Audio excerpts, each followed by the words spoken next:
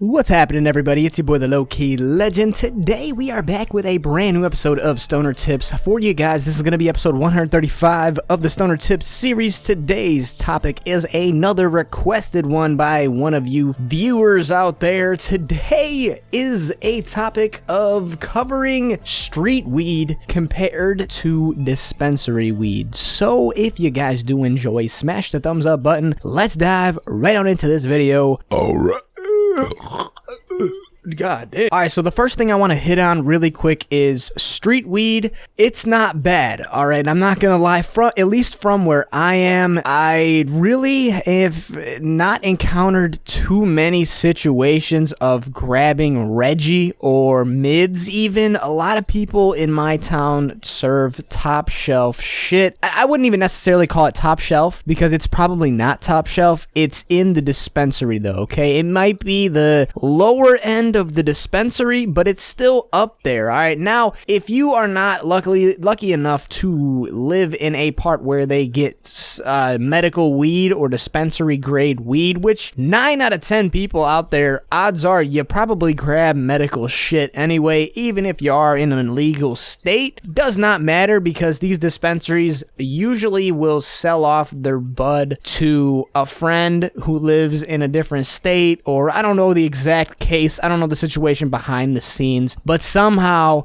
a plug will come up with a half pound of some medical shit, alright, for a very low price, offer it back to the streets for a little bit of profit, but not to the point where the prices are insane like they were in 2014, for example, okay? Not gonna pay $20 a gram, and this is just, it's not some shit that really is taxed like that. Even if you were to go to a customer and be like, yo, I got this weed right here, it's, Granddaddy Perp, $10 a G, I got this shit over here, it's Maui Wowie for 15 a G, or I got this shit, Pineapple Express, for 20 a G. Odds are the consumer really wouldn't fucking care what grade the weed is in. They just want to get high. So yeah, man, I'll just take the $10 G, bro. It's cool. They don't really care about quality as much as they should because of that steep price difference. All right, that's a $10 difference. Do you want to get 2 grams of some low-end shit, or do you want to get a gram of some high-end shit, supposedly, that this dude grabbed? Like, you can't take the dealer's word for it. He might have just got them all at the exact same price and is just trying to finesse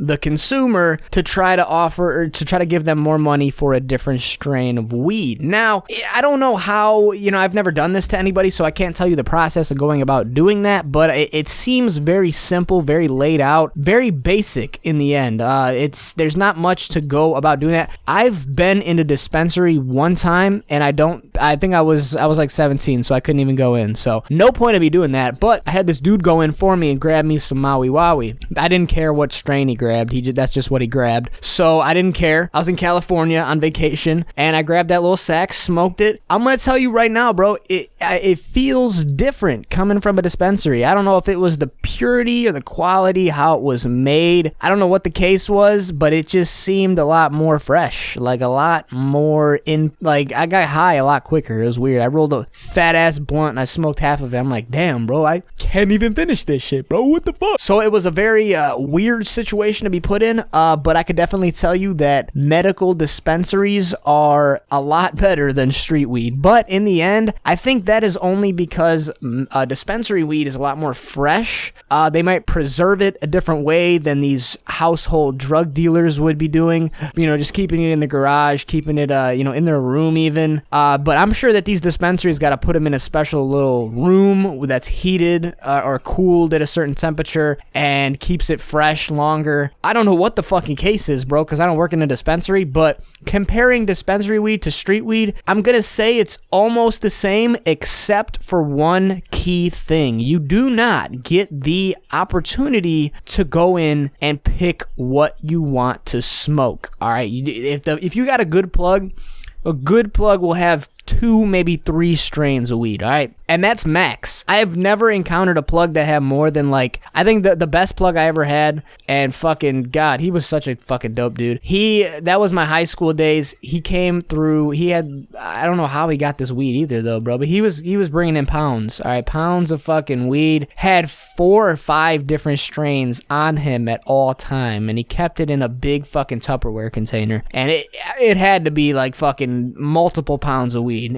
I've never seen this much weed in my life, but I'll have to make a story on that later. Anyways, that I think is the only positive thing to buying in a dispensary compared to on the streets. All right, on the streets, you're only gonna get usually 1 strain of weed and maybe, you know, multiple that you could choose from, but in the end, if you're just trying to grab a sack real quick, it's usually 1 strain all around, all right? If you go to someone randomly and grab a gram, it's probably going to be the same shit if you go down the block and grab another gram from a different person. That's just kind of how it works. I feel like towns in general will have one big dog that comes in, goes out, buys a fucking, 2-3 pounds, whatever the case is, gives them all, sells them all to the other people, 2, 3, 4 other people, and then them 4 people are now known as the top dogs of the town because they got a pound or 2 to sit on after this main big dog with 5 or 6 pounds just sold them all off to everybody. But where that big dog got it from anyway, he drove down to Colorado, drove down to California, drove down to Washington, went into the dispensary. Odds are he probably knew somebody and got a discount on a bulk set of weed that probably they were going to throw out anyway,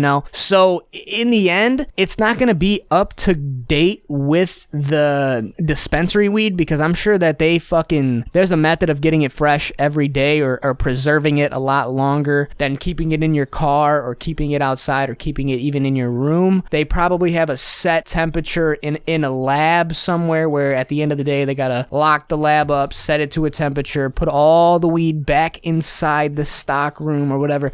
I'm sure that there's a very professional way that they go about making that flavor last so long or even adding more flavor to it. But by the time it comes to here and it gets into our hands, that weeds has already been sitting out for multiple weeks. All right, so that's just in my opinion. I don't know how the dispensaries work 100%. So if I am wrong, man, just drop in the comment section if you guys, if this video is pissing you off because I don't know what the fuck I'm talking about. But I do, in a way, know what I'm talking about because I have experienced this and I feel like it's very generalized. All right, if you really think about it, all the shit that I'm saying in this video really did make sense. And I'm just putting 2 and 2 together on kind of the back scenes of what goes on about having a plug come up on their weed and selling it. In the end, I don't think any of this shit out here, in any illegal state is really homegrown.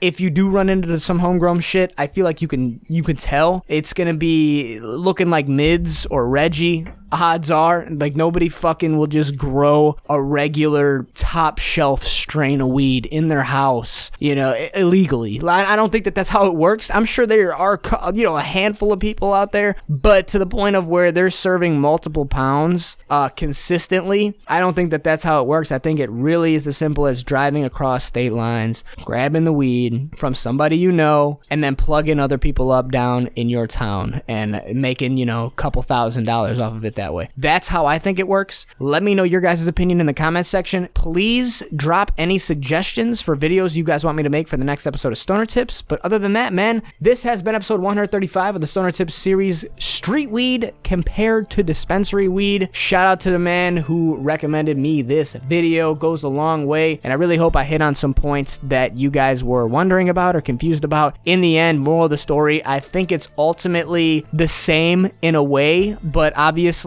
for obvious reasons, you go to a dispensary, you're gonna get much more fresher quality bud. And then obviously you got the fucking dab cartridges, you got edibles, but even plugs, really good plugs out in illegal states will have that shit anyway as well. So they all get it the same way probably. They probably either make it at home, which isn't as good, or make it or pick it up from a dispensary, which then you could tax people fucking $5-10 extra because it's got the packaging, it's made professionally in a lab and shit. So keep all that in mind. Dispensary weed is much better than street weed, but street weed is they're neck and neck, bro, right there. I think a dispensary is a lot more beneficial though because you can go inside, pick what you want, talk to somebody who can counsel you on getting the exact strain you want to get your hands on and what the effects do, yada yada, all that shit. shit. So that's all I got for you guys in this episode of Stoner Tips. Smash the thumbs up button if you did enjoy. Follow me on Instagram, subscribe to the YouTube channel, and I'm gonna see you guys tomorrow for a brand new video. So y'all stay safe, stay savage, stay low key. It's your boy, the LowkeyLegend. I'm out of here, guys. Adios.